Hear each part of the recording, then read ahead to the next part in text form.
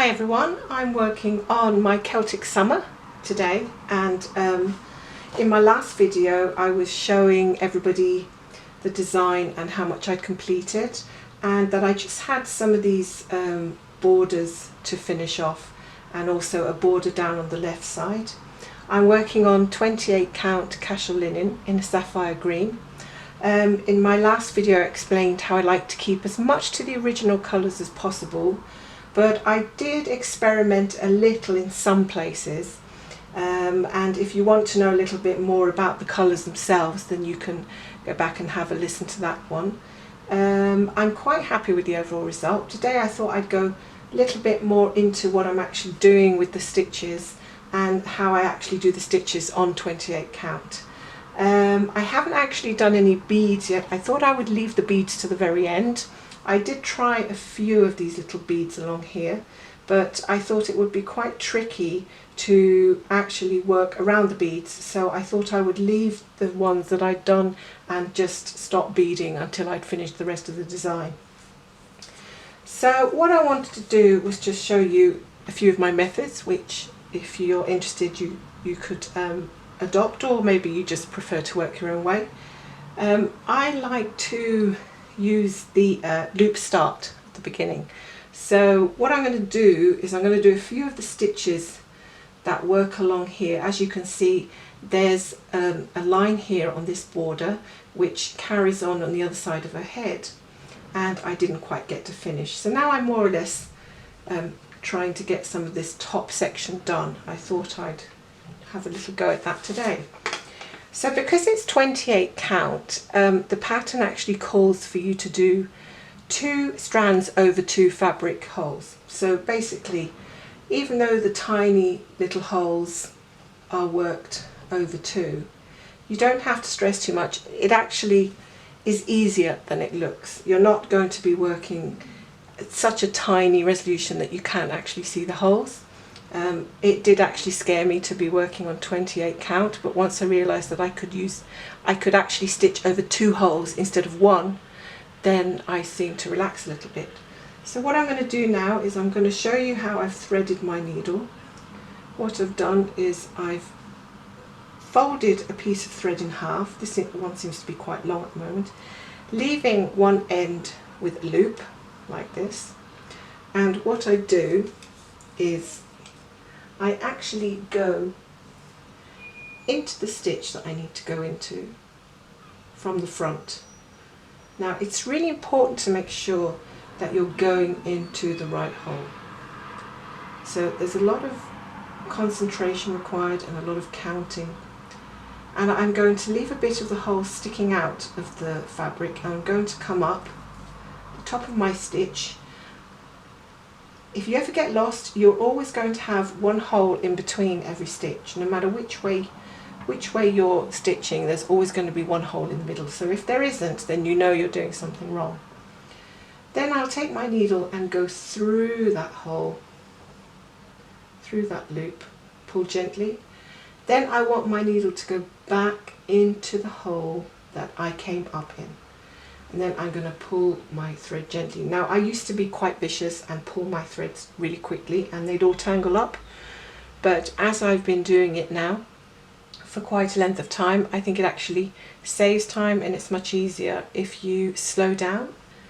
So I'm going to come up through this hole and go down diagonally through here. So I'm always going to jump a hole. Then I'm going to miss a stitch, so I'm going to count from the top right of my last stitch. I'm going to count 1, 2, and I'm going to come up again, and then I'm going to count 1, 2 diagonally, go down. Then from my last point I'm going to go up 1, 2 holes, come up. Actually I should have gone the other way because I'm moving in a right direction, but never mind. And then I'm going to count again from this top right square, 1 hole, 2 holes, and on it goes until you get to the end of the section. It's really quite relaxing to work this way. I find that I tend to hold the needle like a fine pen now. It helps me have more control, and also to have the pattern on a stand. Some people prefer to work on their laps with hoops and sometimes with nothing, but it all really is personal preference. This way at the moment I'm finding it quite steady and easy to control where the needle is going in and where it's coming up. What I don't want to do is make a mistake, because it's very easy to miscount a stitch and then find that you'll have to pull everything out, which can be very, very disappointing. In fact, many hours spent cross-stitching and then finding that you have to undo everything you've done can almost put you off cross-stitching for life.